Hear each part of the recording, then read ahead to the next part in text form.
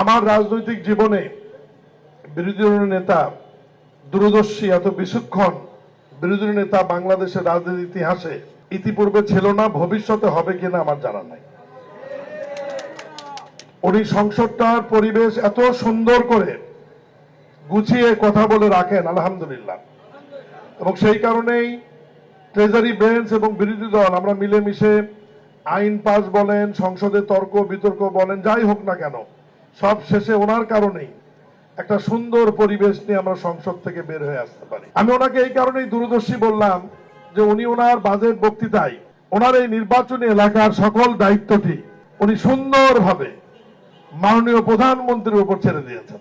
উনি বলেছেন যে আমি বিরোধী দলের নেতা হিসাবে আমার অনেক দায়িত্ব, অনেক কাজ, আমার নির্বাচনী এলাকার দায়িত্বটা আমি মাননীয় প্রধানমন্ত্রীর উপর ছেড়ে দিলাম।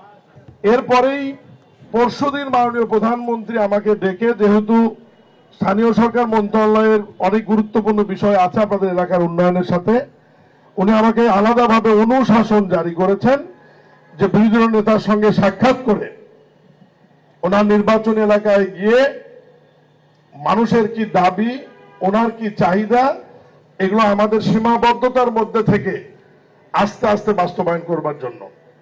এবং আমি ওনার সাথে পরশুদিন সাক্ষাৎ করেছি, উনি আজকে আমাদেরকে সময় দিয়েছেন। আমি কিন্তু ফুল টিম নিয়ে এখানে আসছি।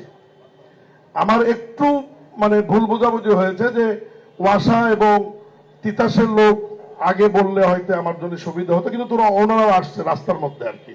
এরপর ওয়াসার এমডি, তিতাসের লোকও আমাদের সাথে থাকবে। আমরা আজকে ঘুরে ঘুরে সমস্যাগুলো শুনবো, দেখব। এরপরে আবার এই ফুল টিম আমরা মাননীয় বিরোধী দলের নেতার সঙ্গে 2-4 মধ্যে ওনার কাছ থেকে সময় নিয়ে ওনার অফিসে আবারও বসে অগ্রাধিকার কোনটাতে আমরা আগে দেব, কোনটাতে পরে দেব, সব তো রাতারাতি করা সম্ভব হবে না। অগ্রাধিকার ভিত্তিতে আমাদের যেহেতু দীর্ঘ সময় আছে, 3 বছর 4 বছর আমাদের হাতে, 5 বছর রয়েছে, আমরা এই সময়গুলোর মধ্যে আমরা আস্তে আস্তে ইনশাআল্লাহ ওনার পরামর্শ ক্রমেই আমরা বাস্তবায়ন করব ইনশাআল্লাহ।